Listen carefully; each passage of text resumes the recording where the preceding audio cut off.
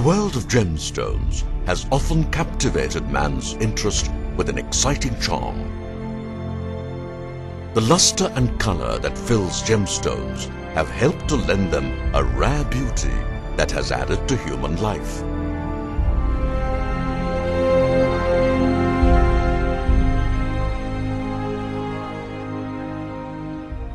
The majestic diamond that is a prized gemstone has sparkled with its scintillating form to bewitch many eras of man. A diamond is a thing of beauty that holds the viewer spellbound and adds a magical quality to the mortal existence of mankind. The Geological Survey of India has conducted extensive surveys and research in several areas of geological importance and interest. The Geological Survey of India, or GSI as it is known, has gained an immense reputation in varied areas of geological significance that have helped to serve the broader interests of the country. The Pioneer Institution has long been engaged in the research and exploration of diamond in India. The GSI, in the course of time, has compiled vast data related to the field of diamonds that holds a wide promise to further the prospects of exploration in the country.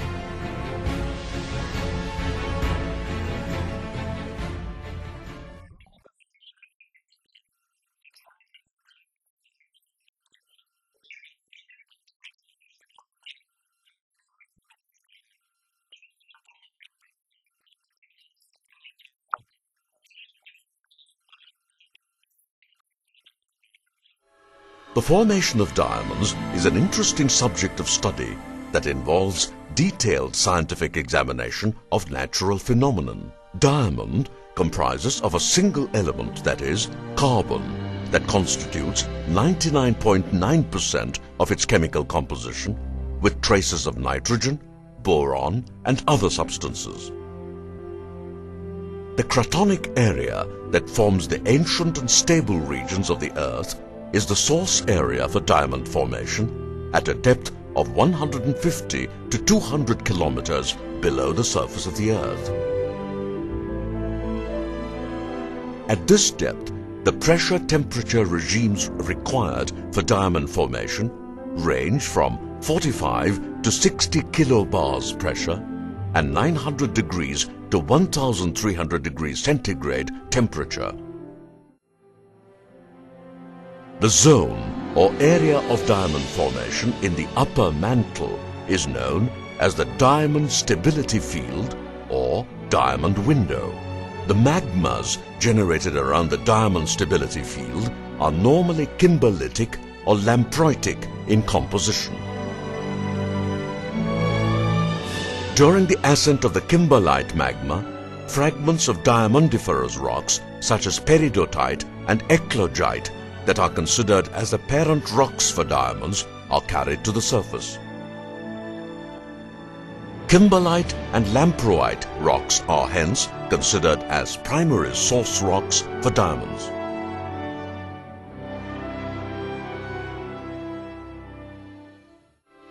The secondary source rocks for diamonds are derived due to disintegration of pre-existing rocks that form conglomerates or hardened gravel and gravel in riverbeds and offshore areas.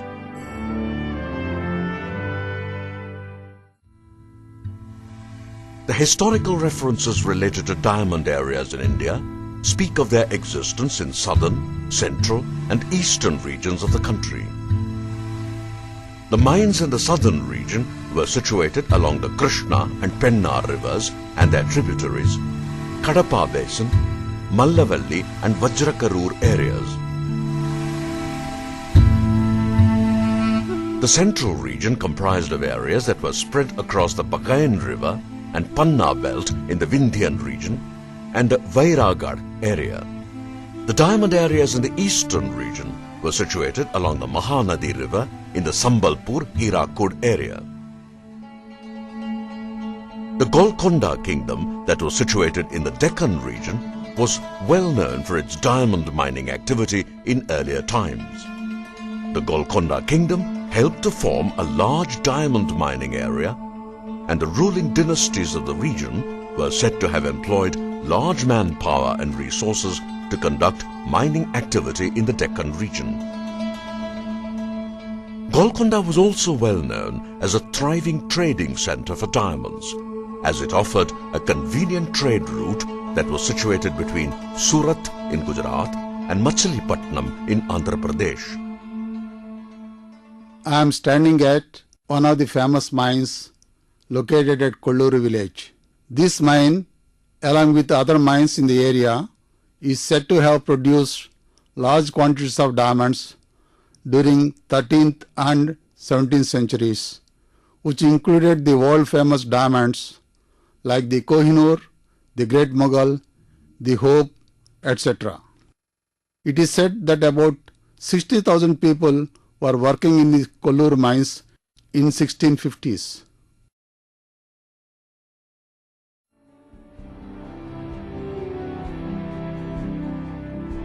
The GSI has conducted extensive field surveys in different regions of the country to explore prospective sites. The application of sophisticated techniques has helped in exploration for diamond, which include remote sensing, aerial photography, geochemistry, heavy mineral studies, and geophysics. An aerial survey is normally conducted to map and locate suitable areas, after which a detailed ground survey is carried out in selected areas of interest.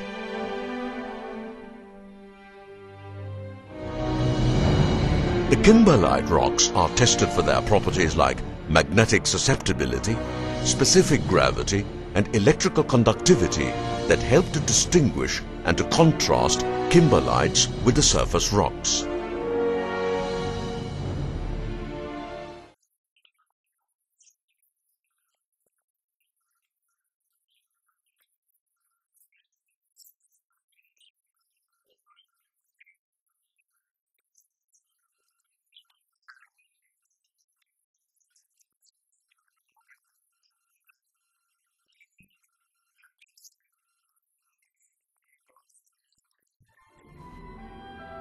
The task of locating kimberlite is an arduous one, as it exists sporadically and in small volume bodies that normally do not exceed a few hectares in area.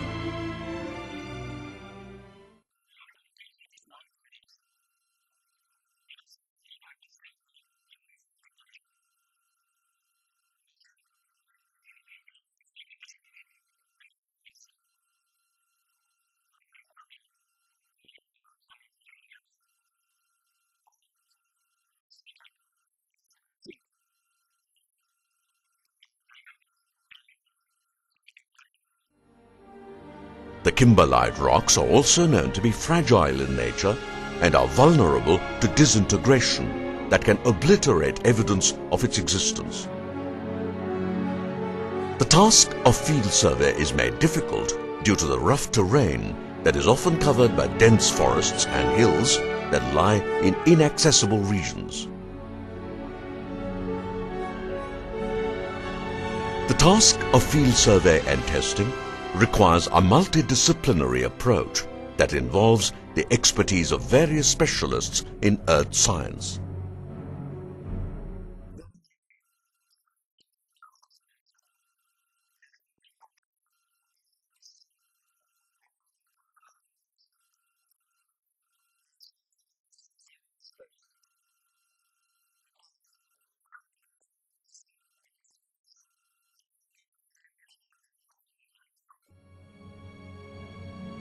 Samples are collected from stream beds by a technique known as stream sediment sampling that is one of the most widely accepted techniques in the world.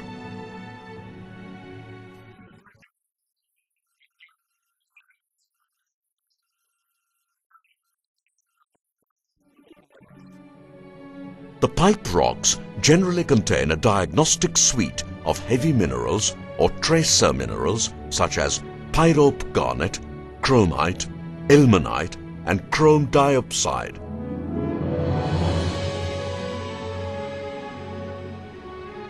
The tracer minerals are released by kimberlites due to weathering and disintegration and are transported over long distances along the streams. Geologists commonly follow trails of these minerals upstream along river and stream courses to locate source rocks. A pipe rock, once it is identified, needs to be delineated for its surface extent by pitting and trenching and subsurface geometry by drilling.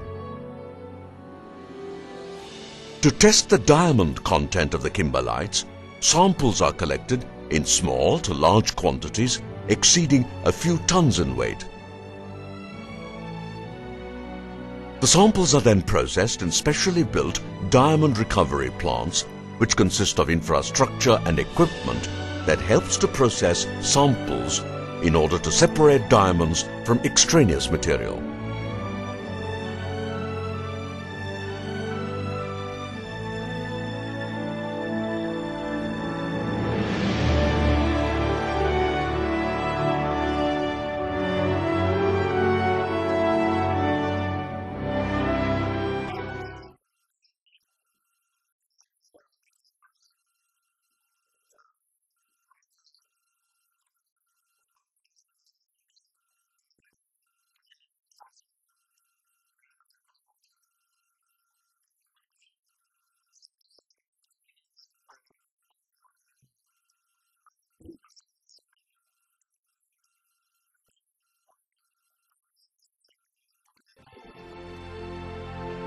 It is an irony that a country that was once known for its diamond production is now virtually unrecognized in the area of mining.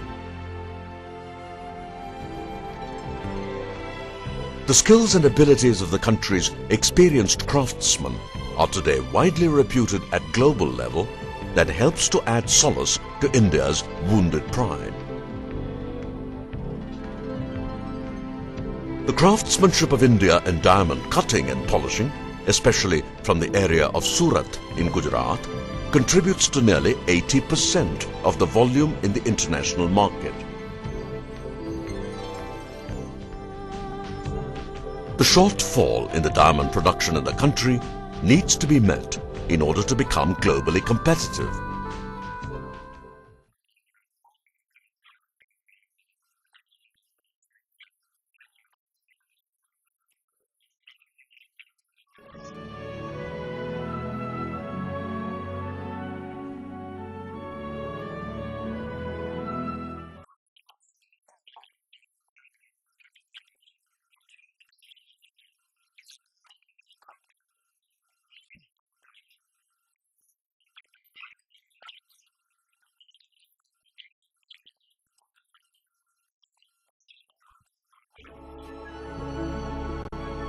The overall production of diamonds today comes from 8 countries that contribute to 97% of diamond production in the world, which include Botswana, Russia, Canada, South Africa, Angola, Democratic Republic of Congo, Namibia, and Australia.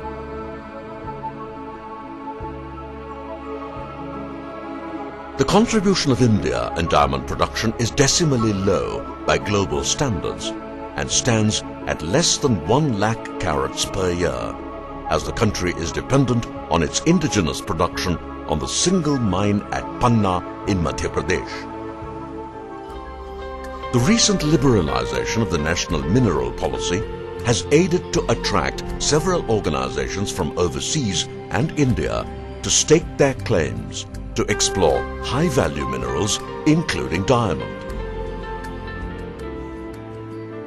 The role of multinational companies from overseas has helped to bring in the much-needed funding and state-of-the-art technology that will go a long way in the exploration of diamonds in the country. The commitment and efforts of GSI and other concerned organizations is expected to pay rich dividends, as it will help to improve diamond production in the country through systematic exploration and research activity that will add to the national progress and growth.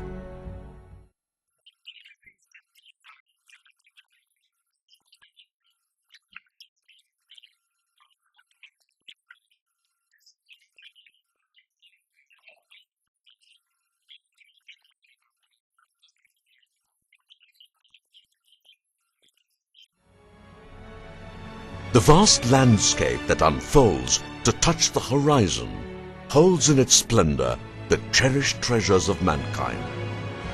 The dense forests and hills that cover many terrains often unravel enchanting secrets that lie in the lap of nature.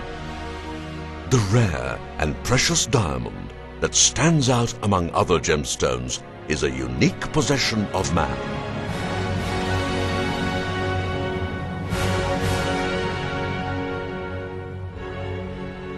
The quest for diamonds has inspired many eras of man to seek a thing of beauty in unknown quarries and riverbeds.